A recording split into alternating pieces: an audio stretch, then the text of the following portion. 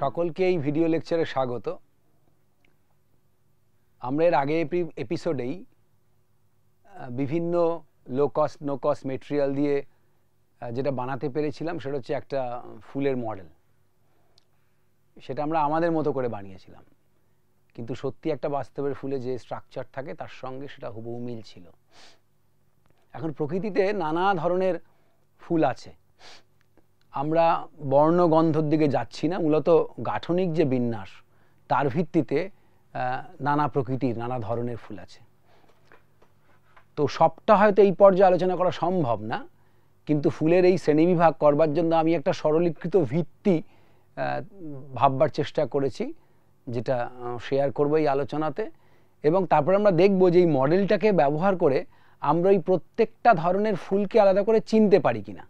প্রকৃতিতে ফুলগুলো রয়েছে, তার উদাহরণটাও নিশ্চয়ই আমরা এখানে বলবো, কিন্তু যদি আমরা বুঝতে পারি আসলে সত্যি যখন আমি বলছি সম্পূর্ণ ফুল বলতে সেটা কি বোঝায়, তাহলে প্রকৃতি থেকে উদাহরণগুলো আমরা নিজেরাও খুঁজে বার করতে পারবো। আমি একটুখানি বোর্ডের দিকে প্রথম সকলকে লক্ষ্য করতে বলবো। আমরা যেটা চেয়েছি এখানে বোর্ডে, যে মোট 1 2 3 4 5 6 7টা ভিত্তিকে আমি খুঁজে বার করার চেষ্টা করেছি, যার ভিত্তিতে আমরা ফুলকে শ্রেণীবিভক্ত করতে পারি। প্রথমটা হচ্ছে পুষ্পস্তবকের উপস্থিতি, অর্থাৎ পুষ্পস্তবকের উপস্থিতি বা অনুপস্থিতি দুটো শব্দই বলা উচিত, আমি উপস্থিতি বলেছি, তার ভিত্তিতে এই শ্রেণীবিভাগটা করা হয়েছে। দ্বিতীয় ক্ষেত্রে আমরা বলছি জনন স্তবকের উপস্থিতি বা অনুপস্থিতি, তার ভিত্তিতে এই শ্রেণীবিভাগটা করা হয়েছে। আর তৃতীয় ক্ষেত্রে আমরা বলছি পুষ্পস্তবকে পুষ্পপত্রের প্রকৃতি, অর্থাৎ যে পুষ্পপত্রগুলি আছে তাদের প্রকৃতি কি, তাদের নেচার কি। তারপরে আমরা বলছি যদি এই পুষ্পগুলিকে ওই উলম্ব তলে ব্যবচ্ছেদিত করা যায় তাহলে তাদের কাঠামো, তারা কি ধরনের বৈশিষ্ট্য প্রদর্শন করে।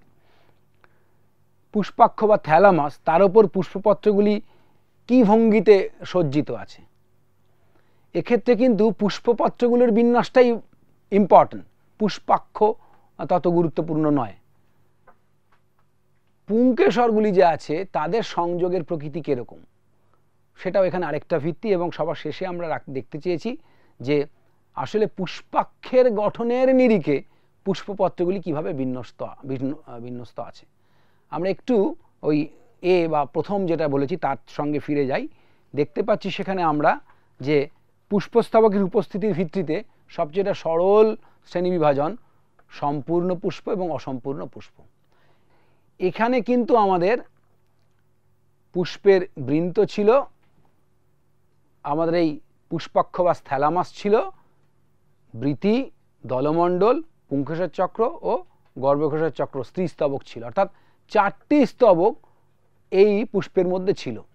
তো এটা একটা টিপিক্যাল আদর্শ পুষ্প, এবং যেহেতু 4টি স্তবকই উপস্থিত আছে তাহলে এটাই হচ্ছে আদর্শ উদাহরণ সম্পূর্ণ পুষ্পের। এখন আমি যখন বলছি তাহলে জবা বা ধুতরা এইরকম উদাহরণগুলো আমরা জানি। এখন আমি যদি এর থেকে একটা কাজ করি, প্রথমেই এই মাঝখান থেকে গর্ভকেশর চক্রটিকে তুলে নিই এই ফুলটি থেকে, তাহলে এখন ফুলটা কি দাঁড়ালো, আমি পুষ্পবিন্দু ধরে থাকলে বৃতি আছে বা বৃত্তাংশগুলি সজ্জিত আছে, দলমণ্ডল বা দলাংশগুলি আছে, গর্ভকেশর চক্র আছে, কিন্তু এই পুংকেশর চক্র আছে, কিন্তু গর্ভকেশর চক্রটিকে আমি আলাদা করে ফেলেছি। এখন এই যে গর্ভকেশর চক্রটিকে আলাদা করে ফেললাম, তার ফলে আমার এটা এখন অসম্পূর্ণ পুষ্প। গর্ভকেশর চক্রের বদলে আমি চাইলে পুংকেশর চক্রগুলিকে অপসারিত করতে পারতাম, কিন্তু আর দরকার নেই। আমরা যেহেতু বুঝতে চাইছি এখানে, তাহলে যখন 4টি স্তবকই আছে সম্পূর্ণ পুষ্প, যে কোনো একটি স্তবককে সরিয়ে নিলেই সেটা হচ্ছে অসম্পূর্ণ পুষ্প। আমরা আলোচনাটাকে আরেকটু এগিয়ে নিয়ে যাই। আমাদের দ্বিতীয় ভিত্তি ছিল জনন স্তবকের উপস্থিতির ভিত্তিতে।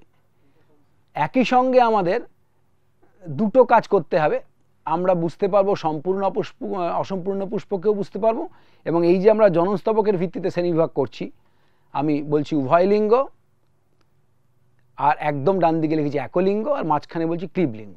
দেখা যাক কি দাঁড়ায়। এখন এটি একটি সম্পূর্ণ পুষ্প, এবং একই সঙ্গে এর মধ্যে পুংকেশর চক্র, গর্ভকেশর চক্র আছে, অর্থাৎ পুংস্তবক আছে, স্ত্রীস্তবক আছে। তাহলে দুটি জনস্তবক আছে, এটি একই সঙ্গে সম্পূর্ণ পুষ্প এবং একই সঙ্গে এটি হচ্ছে উভয়লিঙ্গ পুষ্প। এখন আমি যদি আবার মাঝখান থেকে এই জনস্তবকটিকে সরিয়ে নিই, তাহলে এখন এখানে স্ত্রী জনস্তবক নেই বা গর্ভকোষের চক্র নেই। তাহলে এখন এটি একই সঙ্গে অসম্পূর্ণ পুষ্প এবং পুরুষ ফুল, অর্থাৎ একটি একলিঙ্গ ফুল। একলিঙ্গ ফুল কিরকম না, পুরুষ ফুল, পুং পুষ্প। কুমড়ো ফুলের ক্ষেত্রে দেখতে পাওয়া যায় কয়েকটি পুষ্প হচ্ছে গিয়ে পুরুষ, কয়েকটি হচ্ছে স্ত্রী পুষ্প হিসেবে কাজ করে। বা উল্টো, আমি যদি এই গর্ভকোষের চক্রটিকে পুনঃস্থাপন করি আর সবকটা পুংদণ্ড পরাগধানী সহ সরিয়ে নিই, তাহলে এখন আবার আমি তৈরি করতে পারলাম একটি একলিঙ্গ পুষ্প, অর্থাৎ এর মধ্যে বৃতি আছে, দল আছে এবং গর্ভকোষের চক্র আছে, পুংকেশের চক্র নেই। অর্থাৎ এখন এই পুষ্পটি হচ্ছে একই সঙ্গে একলিঙ্গ এবং স্ত্রী ফুল। তার মানে একলিঙ্গ ফুল হতে পারে পুরুষ অথবা স্ত্রী। ঠিক একই সঙ্গে যদি আমি গর্ভকোষের চক্রটিকেও সরিয়ে নিই, তাহলে এখন ফুলের মধ্যে কি পড়ে রইল, কেবলমাত্র বৃত্তাংশ ও দলাংশ। অর্থাৎ পুষ্পাক্ষের মধ্যে এখন বৃত্তাংশ ও দলাংশ আছে, আর আমি পুষ্পবৃন্তটি ধরে নিয়েছি। এর মধ্যে না আছে পুংকেশের চক্র, না আছে গর্ভকোষের চক্র। তার মানে এখন এটি অসম্পূর্ণ শুধু নয়, এটি একটি নিউট্রাল বা ক্লিফ পুষ্প হিসেবে কাজ করছে। সূর্যমুখী পুষ্পকে একটা ফুল বলে যা দেখা হয়, আসলে সেটি অনেকগুলো পুষ্পের সমাহার। তার একেবারে প্রান্তের দিকে যে পুষ্পিকা থাকে, সেই প্রান্ত পুষ্পিকাগুলির মধ্যে কিন্তু কোনো জনস্তবক থাকে না এবং তারা জনন কার্যে অংশগ্রহণ করে না। তাই সেগুলি হচ্ছে গিয়ে আসলে ক্লিপ পুষ্পের উদাহরণ। আমি আমাদের আলোচনার সুবিধার জন্য আবার পুনর্গঠন করে নিই ফুলটিকে। যেহেতু আমরা পূর্ণাঙ্গ পুষ্প নিয়ে শুরু করেছিলাম, তাহলে আমাদের পক্ষে আলোচনা এগোতে সুবিধে হবে।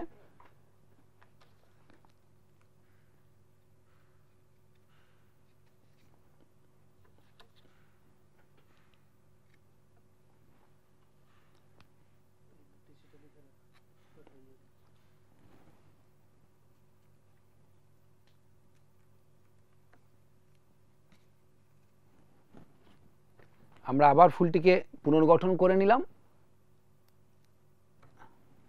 যাতে আমাদের অন্য স্ট্রাকচার। এরপর আমরা চলে যাচ্ছি আমাদের সি বা তৃতীয় ভিত্তিতে। এখানে আমরা বলেছি পুষ্পস্তবকে পুষ্পপত্রের প্রকৃতি। তার মানে বৃতি একটা স্তবক, দল একটা স্তবক, পুংকেশের চক্র একটা স্তবক, গর্ভকোষের চক্র একটা স্তবক। একটা স্তবক কতগুলি একক নিয়ে তৈরি, অর্থাৎ যখন দলমণ্ডলের কথা বলছি সেগুলি কতগুলি পৃথক পৃথক দল নিয়ে তৈরি। বা আমি যদি বৃতির কথা বলি, সেগুলো কতগুলো বৃত্তাংশ নিয়ে তৈরি। বা যদি আমি পুংকেশের চক্রের কথা বলি, সেগুলি কতগুলি পৃথক পৃথক পুংদণ্ড পরাগধানী নিয়ে তৈরি। দলমণ্ডলের দলগুলি পরস্পর কি সমপ্রকৃতির, একই রকম নাকি অন্যরকম?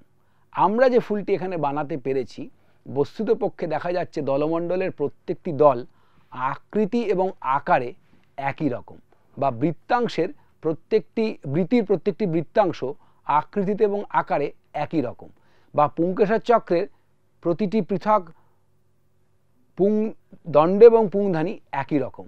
অর্থাৎ কোনো একটি পুষ্পস্তবকের পৃথক পৃথক উপাদান বা পুষ্পপত্রগুলি যখন পরস্পর সমান, তখন তাকে আমরা বলি সমাঙ্গ পুষ্প।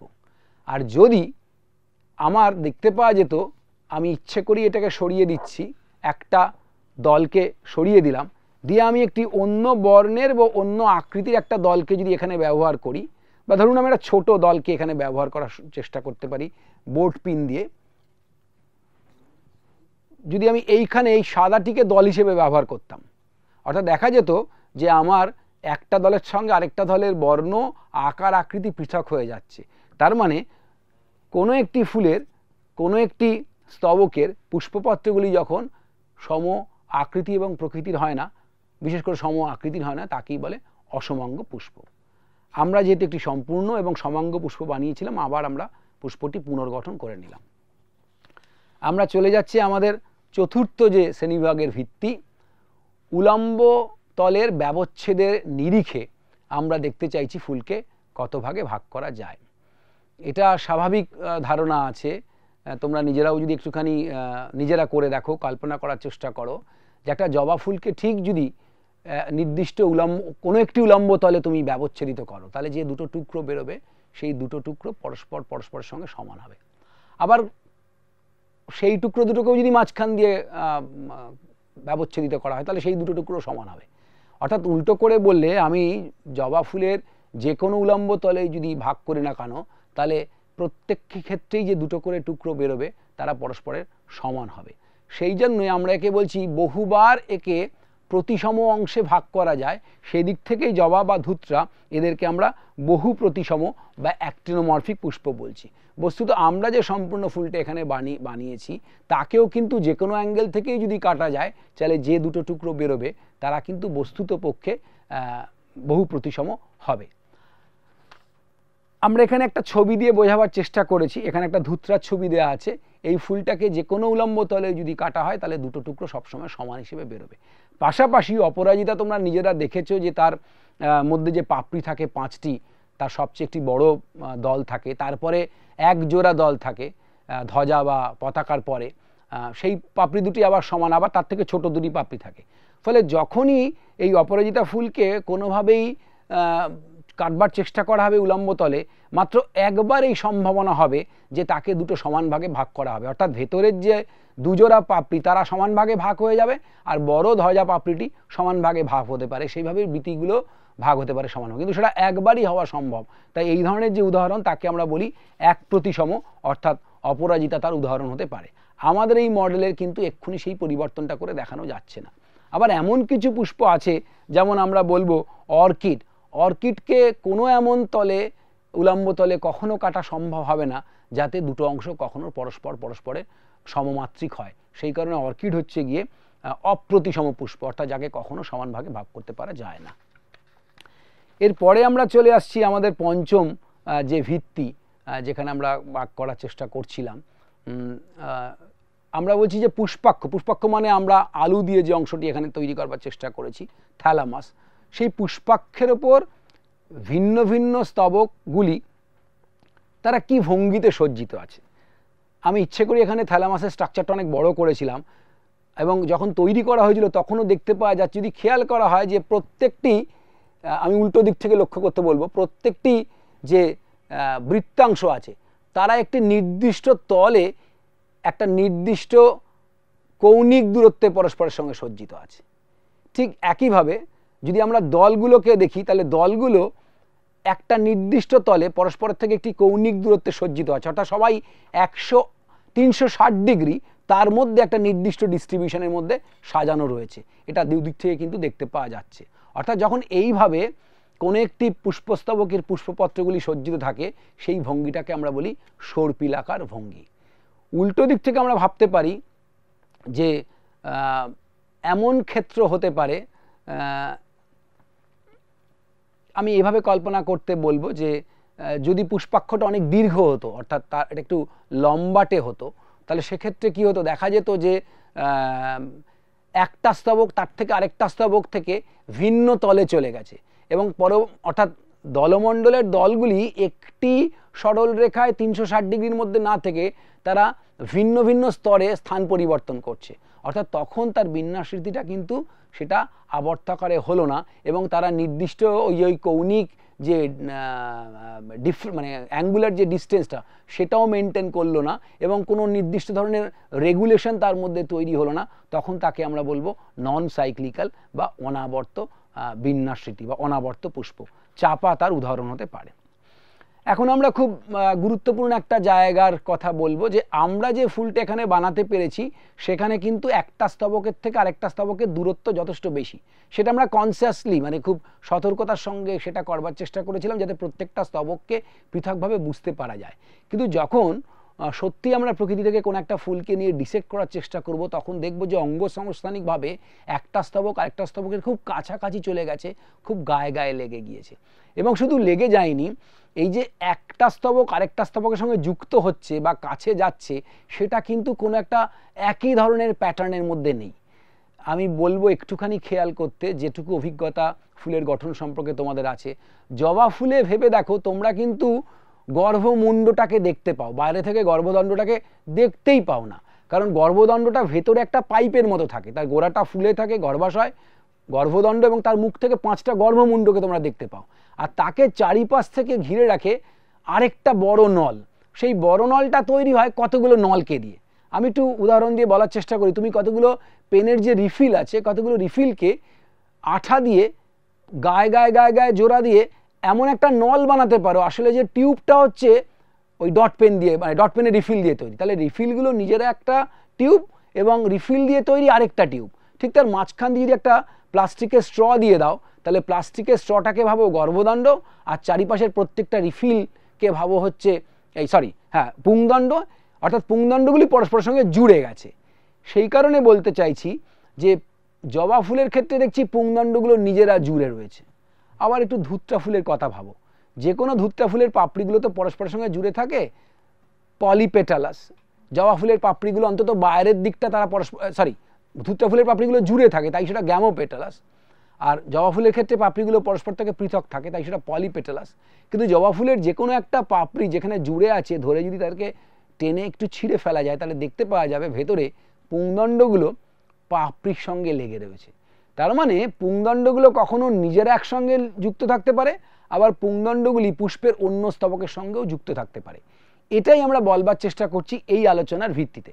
আমি একটুখানি দেখতে বলবো ডেস্কে বোর্ডে কি দেখতে পাচ্ছি। আমরা বলছি পুংকেশরের সমসংযোগ, অর্থাৎ পুংকেশরগুলি যখন অন্য কোনো পুষ্পস্তবকের সঙ্গে যুক্ত না হয়ে নিজেদের মধ্যে যুক্ত থাকে, সম প্রকৃতির উপাদানগুলির পরস্পরের সংযোগ, তাই বলছি পুংকেশরের সমসংযোগ। অর্থাৎ আমি এক্ষুনি জবা ফুলের যে উদাহরণটা দিচ্ছিলাম, পাশাপাশি আমি বলবো যে পুংকেশর, আমি ধুত্রা ফুলের উদাহরণ দিচ্ছিলাম, যেখানে আমি দেখছিলাম যে পুংকেশরটা দল বা পাপড়ির সঙ্গে লেগে রয়েছে। তার মানে পুংকেশর যদি পুষ্পের অন্য কোনো স্তবকের সঙ্গে লেগে থাকে, তাহলে তাকে আমরা বলছি পুংকেশরের অসম সংযোগ। কেন এখানে অসম? তার মানে ভিন্ন ভিন্ন পুষ্প স্তবকের মধ্যে সংযোগ, তাই বলছি অসম সংযোগ।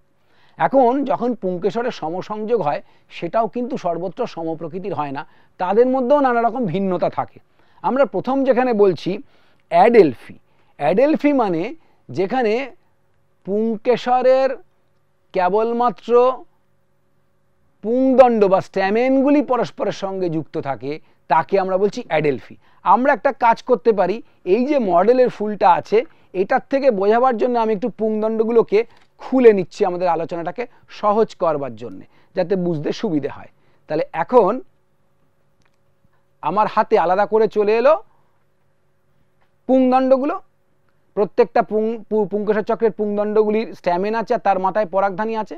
যদি এইরকম হয় যে প্রত্যেকটা পুংদণ্ড পরস্পরের সঙ্গে জুড়ে আছে, কিন্তু পুংধারীগুলি কখনো পরস্পরকে ছুঁয়ে নেই, তখন এই ধরনের বিন্যাসকে আমরা বলছি অ্যাডেলফি। অ্যাডেলফি পাঁচটা আছে, কিন্তু অ্যাডেলফি খালি পুংদণ্ডগুলো জুড়ে আছে, দেখা যাচ্ছে পরাগধানীগুলি পরস্পর থেকে বিচ্ছিন্ন। এই যে অ্যাডেলফি, এখন যে আমি গুচ্ছটা তৈরি করেছি, এখানে কি হচ্ছে, সবাই একটা দল তৈরি করেছে, যেমন জবা ফুলের ক্ষেত্রে থাকে। জবা ফুলের ক্ষেত্রে কী অবস্থায় থাকে, তারা একটা নল তৈরি করে। আমি এক্ষুনি বলছিলাম, যদি আমি চেষ্টা করি এখানে একটা যেন টিউব তারা তৈরি করেছে পুংদণ্ডগুলো, সেটা হাতে দেখানো একটু কঠিন হতে পারে।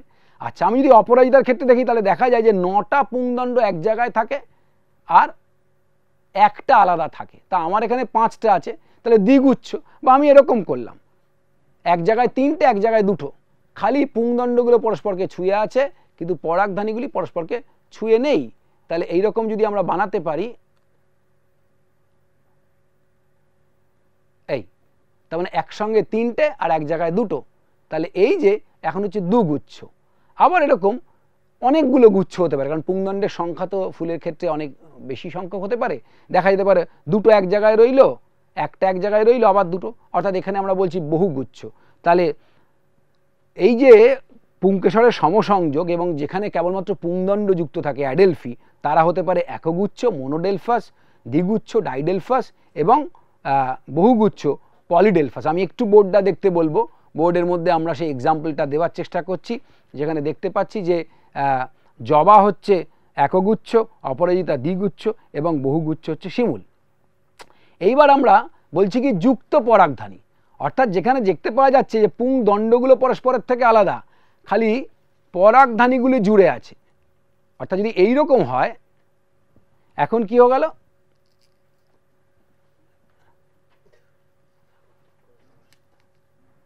দেখা যাচ্ছে যে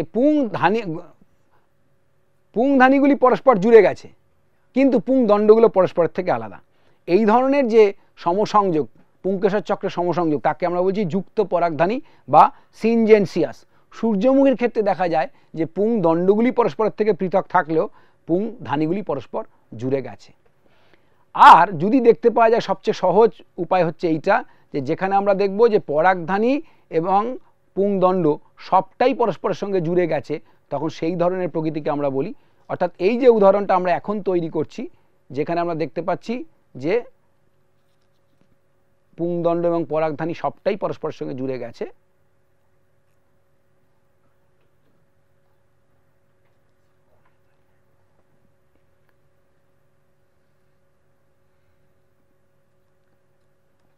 এই ধরনের যে বিন্যাস আমি আলতো করে করার চেষ্টা করছি, অর্থাৎ এই রকম অবস্থায় যদি থাকে যে সব অংশটাই জুড়ে রয়েছে, তাকে বলে যুক্ত পুংকেশর। অর্থাৎ এখানে আমি আর ধানীকে এবং পুংদণ্ডকে পৃথক করছি না, সবটাই পরস্পরের সঙ্গে জুড়ে রয়েছে, এই ধরনের বিন্যাস দেখতে পাওয়া যায়, তাকে বলে সাইন্যান্ড্রিয়াস। এই সাইন্যান্ড্রাসের এক্সাম্পল হতে পারে কুমড়ো। আমরা আমাদের এই বোঝার কাজটাকে পরবর্তী জায়গায় যেটা যাব, সেটা হচ্ছে পুংকেশরের অসম সংযোগ। তো অসম সংযোগ মানে যদি আমি পুংকেশর চক্র বাদ দিই, তাহলে আমার কাছে আরও অনেকগুলো পুংস্তবক পড়ে আছে, বা কতগুলি পরিবর্তিত পুংস্তবক সেটাও উপরে আছে।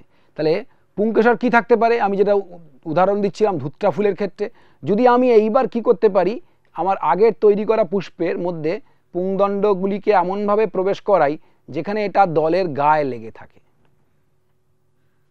আমি 5টা পুংদণ্ডকে আবার একেবারে দললগ্ন অবস্থায় প্রবেশ করালাম।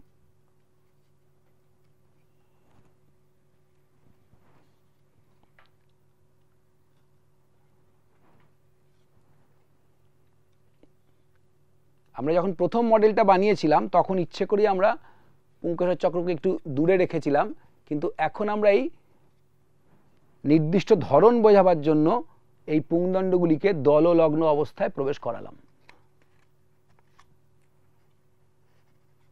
আমি একটু খেয়াল করতে বলবো যে এখন যদি এইভাবে প্রত্যেকটা পুংদণ্ড দলের সঙ্গে লেগে থাকে, তাহলে এর নাম কি হবে, দললগ্ন পুংকেশর। অর্থাৎ একে বলে এপিপেটালাস। ধুত্রার ক্ষেত্রে এরকম দেখতে পাওয়া যায়। তার মানে পুংকেশর চক্র সেটা জননস্তাবক, দলমণ্ডল হচ্ছে প্রতিরক্ষা স্তাবক, অথচ দেখতে পাওয়া যাচ্ছে যে পুংকেশর চক্র সে দলের সঙ্গে জুড়ে গেল। তাহলে এরকম হলে আমরা বলবো এপিপেটালাস বা দললগ্ন পুংকেশর। আমি একদম ডান দিকে চলে যাচ্ছি, যেখানে দেখতে পাওয়া যাচ্ছে যে পুংকেশর চক্র সে গর্ভকেশর চক্রের সঙ্গে যুক্ত অবস্থায় আছে, তাকে বলে গাইন্যান্ড্রাস। আমি আবার পুংকেশর চক্র পুংস্তবকগুলোকে খুলে ফেলবার চেষ্টা করছি এবং তাকে জনন স্তবকের সঙ্গে জোড়বার চেষ্টা করছি। হ্যাঁ, এটা নিশ্চিতভাবে গর্ভাশয়কে অতিক্রম ব্যবচ্ছেদিত করবে না, কিন্তু গর্ভাশয়ের গায়ের মধ্যেই সেটা লেগে থাকবে। আমি খালি লক্ষ্য করতে বলবো যে কিভাবে গর্ভাশয়ের সঙ্গে সংশ্লিষ্ট অবস্থায়, সংযুক্ত অবস্থায় পুংদণ্ডগুলো আছে। অর্থাৎ এখন কিন্তু পুংস্তবকগুলো স্ত্রী স্তবকের সঙ্গে জুড়ে গেল, এটাকে আমরা বলছি গাইন্যান্ড্রাস। অর্থাৎ যখন সেটা পাতার সঙ্গে যাচ্ছে, পেটাল মানে পাপড়ি, সেটাকে বলছিলাম এপিপেটালাস দললগ্ন, এখন স্ত্রী স্তবকের সঙ্গে জুড়ে গেল, তাই গাইন্যান্ড্রাস। আরও একটা ব্যতিক্রম হয়, সেটা আমরা বোর্ডে দেখাবার চেষ্টা করেছি, কিন্তু এই ফুলে দেখা সম্ভব না। খুব ব্যতিক্রমী কতগুলো পুষ্পের ক্ষেত্রে কতগুলো রূপান্তরিত অঙ্গ বা অংশ দেখতে পাওয়া যায়, যেমন রজনীগন্ধার ক্ষেত্রে আছে সম্ভবত পুষ্পপুট, তেমনি অপরাজিতার ক্ষেত্রেও আছে পুষ্পপুট গঠিত হয়। দেখতে পাওয়া যায় যে পুংস্তবকগুলি তারা পুষ্পপুট সংলগ্ন অবস্থাতেও থাকে, তাকে বলে এপিফাইলাস। আমরা আমাদের যে ষষ্ঠ সেই ভিত্তিটাও চলে গিয়েছি। এরপরে আমরা এটা আমার একটু ছবির সঙ্গে আমরা মিলিয়ে নিতে পারি, যেটা এখানে তৈরি করবার চেষ্টা করা হলো। এটা একগুচ্ছ জবা, দ্বিগুচ্ছ মটর। আমরা দেখাতে চেষ্টা করি যে একদিকে 9টা আর একদিকে 1টা। বহুগুচ্ছর ক্ষেত্রে শিমুল এইরকম থাকে। আর আমরা লক্ষ্য করলাম যে পরাগধানীর সঙ্গে যেটা আমি সবার শেষে তৈরি করলাম সেটা সূর্যমুখীর ক্ষেত্রে, আর পুংকেশরগুলি পরস্পর যুক্ত থাকছে সেটাও আমরা দেখলাম যে সাইন্যান্ড্রাস, যেখানে পুংদণ্ডগুলি যুক্ত থেকেছে। আর যখন পরাগধানীর সঙ্গে, সেটাকে আমরা দেখলাম সূর্যমুখীর উদাহরণ হিসেবে। তো আমরা এরপরে চলে যাচ্ছি আমাদের শেষ যে ভিত্তি, সেটা হচ্ছে যে এখানে আমরা বলছি পুষ্পাক্ষের ওপর পুষ্পপত্রের বিন্যাস, কিন্তু বিন্যাসটা পুষ্পপত্রের হলেও সেটা পুষ্পপত্রের ওপর নির্ভর করে থাকে না, সেটা নির্ভর করে থাকে আসলে পুষ্পাক্ষের আকৃতি কীরকম। আমি প্রথমেই যখন বানিয়েছিলাম তখন খেয়াল করা যাবে যে আমি আলুটাকে কেটেছিলাম এইভাবে, এবং তার ওপরে আমি সবকটা স্তবককে ব্যবহার করার চেষ্টা করেছিলাম। আলুটাকে এইভাবে দেখলে এটা একটা উত্তল অংশ বলে মনে হচ্ছে। আচ্ছা, এইটাকে আমি উত্তল অংশ হিসেবে এখানে রাখলাম। আমি আপাতত এই ক্লাসিফিকেশনের চার্টটাকে সরিয়ে রাখছি আলুটাকে এখানে রাখার জন্য। এইটা হচ্ছে উত্তল একটা পুষ্পাক্ষ দেখা যাচ্ছে। আমি বোঝবার সুবিধার্থেই যে আরেকটা অর্ধেক ছিল, এইটাকে কাঁচি দিয়ে, এই ছুরি দিয়ে যদি আমি কেটে নেওয়ার চেষ্টা করি, আমি একটু সবাইকে খুব সতর্কতার সঙ্গে খেয়াল করতে বলবো যে আমি একটা কাপের মতো বানাবার চেষ্টা করছি।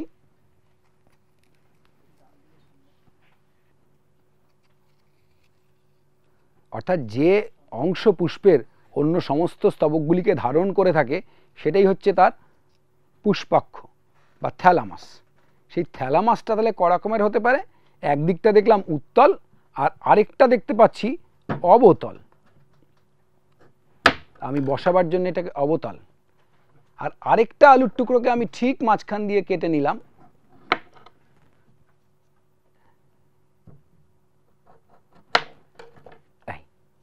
তার মানে তিনটে আমি এখন ধরন দেখতে পেলাম। এক জায়গায় দেখছি পুষ্পাক্ষের ওপর দিকটা হচ্ছে উত্তল, এক জায়গায় দেখছি একদম সমান, আর এক জায়গায় দেখছি একটা অবতল ক্ষেত্র। কিন্তু মূল যে বিষয় সেটা কিন্তু অপরিবর্তিত রয়েছে। তাহলে সব ক্ষেত্রেই কি আছে আমরা জানি যে এই স্ত্রীস্তবক গর্ভকোষের চক্র সেটি কেন্দ্রে থাকে, অর্থাৎ যে ফুলটি আমরা এতক্ষণ বানিয়ে রেখেছি।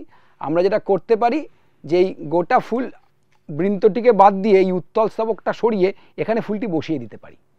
দেখুন এটাও ছিল, দেখা যাচ্ছে, দেখো এটাও হচ্ছে উত্তল ক্ষেত্র, এটাও উত্তল ক্ষেত্র, একই জিনিস। তেমন উত্তল যদি থাকে ক্ষেত্রটি, তাহলে সবচেয়ে কি হচ্ছে, সবার ওপরে থাকছে স্ত্রীস্তবক। যদি আমি তল দেখি, তার নিচের তলে থাকতে হচ্ছে পুংস্তবক, তার নিচে থাকছে দলমণ্ডল, আর তার নিচে থাকছে হচ্ছে গিয়ে বৃতি। অর্থাৎ যখন ফুলের সকল স্তবকগুলি গর্ভকোষর চক্র বা স্ত্রীস্তবকের তুলনায় নিচে থাকে, তখন সেই ধরনের যে বিন্যাসটি তাকেই বলে হচ্ছে গর্ভপাত বা হাইপোগাইনাস ফ্লাওয়ার। এখন আমি যেটা করতে চাইবো, আমি এই ফুলের স্তবকগুলোকে সরিয়ে সরিয়ে নিয়ে যাব আমার এই পাশের স্তবকের মধ্যে। খুব খেয়াল করতে বলবো আমি, একদম কেন্দ্রে সবসময় থাকবে কে? ভেতরের স্তবক, স্ত্রী জনস্তবক। তাহলে আমি এখানে স্ত্রী জনস্তবককে প্রতিষ্ঠিত করলাম। তারপরে কারা থাকবে? পুংস্তবক,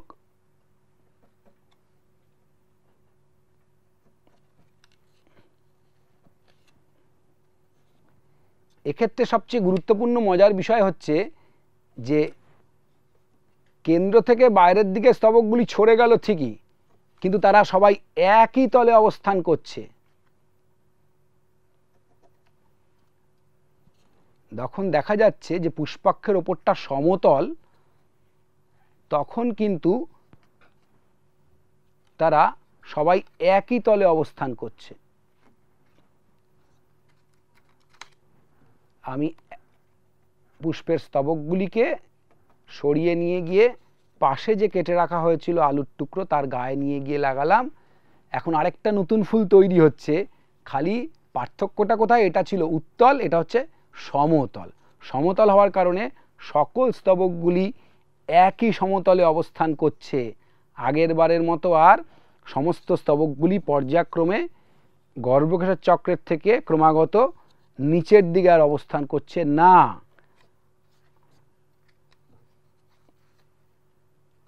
এই হয়ে গেল আমাদের। এখন দেখা যাচ্ছে কেন্দ্রে স্ত্রীস্তবক, আস্তে আস্তে দূরের দিকে সরিয়ে গেল অন্য স্তবকগুলো। এখন আমরা একটা নতুন ধরনের পুষ্প বানাতে পেরেছি। আমি বৃন্ত এটাকে লাগিয়েও দেখাতে পারি। তাহলে এখন তৈরি হলো আমার কাছে পেরিগাইনাস বা গর্ভকটি পুষ্প। এই গর্ভকটি পুষ্প যখন তৈরি হয়ে গেল, আমাদের পরবর্তী পর্যায়ে আরেকটি স্তবক, আরেকটি আমার পুষ্পাক্ষ রাখা আছে, একটা আলুকে অবতল ক্ষেত্র হিসেবে কেটে। যেহেতু মূল বিন্যাস বদলাচ্ছে না, আমরা গর্ভকোষের চক্রটাকে নিয়ে গিয়ে একদম কেন্দ্রে বসালাম। সবচেয়ে ভেতরে। তাহলে এখন বাস্তবকরণেই গর্ভকোষের চক্রটা সবচেয়ে নিচের দিকে চলে গেল। অর্থাৎ যদি আমি তলের দিক থেকে দেখি, আমি পরবর্তী সময় তুলে নিয়ে গিয়ে পুংকেশর চক্রগুলিকে সেখানে অ্যারেঞ্জ করছি। দেখা যাবে তলের দিক থেকে পুংকেশরগুলি গর্ভকেশরের ওপরে অবস্থান করছে, অর্থাৎ গর্ভকেশরের শীর্ষে রয়েছে। এপি মানে ওপরে, এপি টু গাইনাস। তার মানে এখন অন্য সকল স্তবকগুলি পর্যায়ক্রমে তলের ভিত্তিতে গর্ভকেশর চক্রের থেকে খানিকটা ওপরে অবস্থান করছে। আমি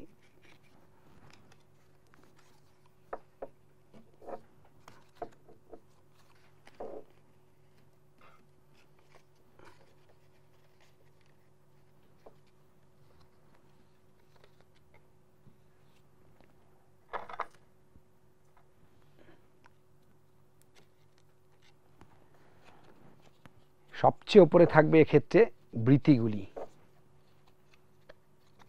যেহেতু এটা অবতল ক্ষেত্র, যত পরিধির দিকের স্তবকগুলো আসছে, পরিধির দিকের স্তবকগুলো ক্রমান্বয়ে ওপরের দিকে চলে আসছে।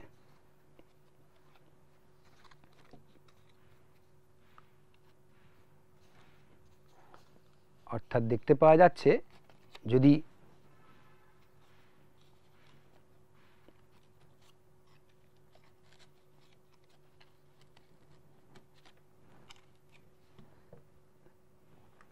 যদি অবতল হয় পুষ্পাক্ষের ওপরের দিকটি, তাহলে সবচেয়ে নিচে চলে যাচ্ছে স্ত্রীস্তবক এবং বাকি স্তবকগুলি পর্যায়ক্রমে উপরের দিকে থাকছে।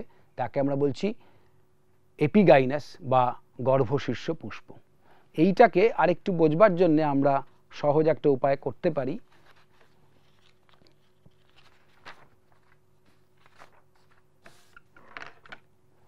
আমি জাস্ট একটু বোর্ডটা লক্ষ্য করতে বলবো। তাহলে আমরা মাঝখানে যেটা পেয়েছি, সেখানে পুষ্পাক্ষের তলটি ছিল সমান। প্রথমে যেটি পেয়েছি সেখানে পুষ্পাক্ষের তলটি ছিল উত্তল, আর একদম ডান দিকে যেখানে রাখা হয়েছিল সেখানে পুষ্পাক্ষের তলটি ছিল অবতল। তাহলে যদি অবতল হয়, তাহলে সব ক্ষেত্রেই সবচেয়ে কেন্দ্রে থাকবে স্ত্রীস্তবক, তারপরে থাকবে পুংস্তবক,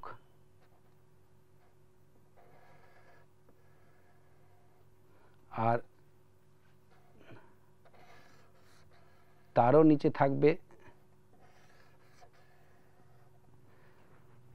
দলমণ্ডল, আর তারও নিচে হচ্ছে বৃত্তাংশ। ঠিক এই স্ট্রাকচারটা যদি এখানে চলে যায়, তাহলে লক্ষ্য করা যাবে যে একদম কেন্দ্রে স্ত্রীস্তবক, তার পাশে পুংস্তবক, কিন্তু তারা সবাই একই তলে অবস্থান করবে। অর্থাৎ কেন্দ্র থেকে পর্যায়ক্রমে স্তবকগুলি বদলে গেলেও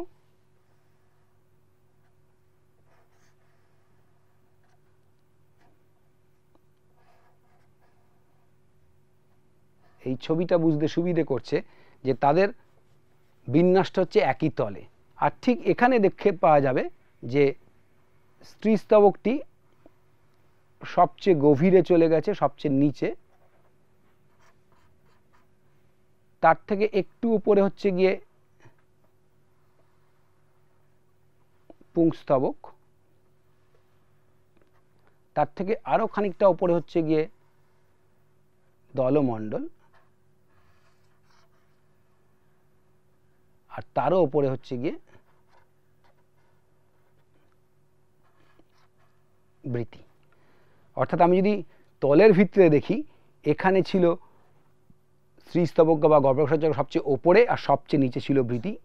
এখানে সবাই সমান তলে অবস্থান করছে। এখানে সবচেয়ে নিচে হচ্ছে স্ত্রীস্তবক বা গর্ভকোষের চক্র, সবচেয়ে ওপরে হচ্ছে বৃতি।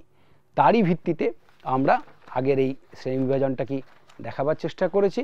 আমরা হাইপোগাইনাস, এপিগাইনাস আর পেরিগাইনাস পুষ্পের যে শ্রেণীবিভাজন সেটা ইতিমধ্যে দেখিয়েছি। তো আমি এইটাকে আরেকবার দেখে নিতে বলবো যে এই দুটোই হচ্ছে গিয়ে আমাদের আসলে আজকের ছবি, একটা গর্ভপাত হাইপোগাইনাস, একটা পেরিগাইনাস এবং আরেকটি হচ্ছে গর্ভশীর্ষ। তো এইভাবে যেটা হয়, আমরা যদি একটা মডেল বানাই এবং সেই মডেলটাকে নিজেরাই ম্যানিপুলেট করতে পারি, বদলাতে পারি, তাহলে আমরা বিভিন্ন ধরনের ফুলের ডিজাইন আমরা নিজেরা তৈরি করতে পারবো এবং সম্ভবত এটা আমাদের বুঝতে সাহায্য করতে পারবে। এবং এই ধারণাটা নিয়ে আমাদের যেতে হবে প্রকৃতির কাছে, সেখানে যে ধরনের ফুলগুলো আমরা দেখতে পাচ্ছি তাকে নিয়ে এসে তাকে যদি ডিসেক্ট করি, তাকে যদি ডিকনস্ট্রাক্ট করি, এখানে আমরা কনস্ট্রাকশন করলাম, ফুল বানালাম, এবার যদি আমরা ফুলগুলোকে আবার ভাঙতে থাকি, মানে সেটা একটা নির্দিষ্ট পদ্ধতি আছে, সেটা যদি কাটতে থাকি তাহলে তার ভেতরের বিন্যাসটাকে দেখতে পাবো এবং সেটাকে আমরা মেলাবার চেষ্টা করব। এইভাবে পুষ্পের শ্রেণীবিভাজন করা যেতে পারে। আমার ধারণা যে, আমার একটা বিশ্বাস যে যারা আমরা এই দুটো পর্যায়ের আলোচনার মধ্যে রইলাম, যে পরিচিত ফুল তাকে বুঝতে, তার গঠন বুঝতে এবং স্বাভাবিকভাবে এই গঠনটাই বুঝিয়ে দেয় যে কোন স্তাবকের কাজগুলো কীরকম, সেগুলো বুঝতে আমাদের সুবিধে হবে। এবং এই কথা বলে সকলকে ধন্যবাদ জানাচ্ছি।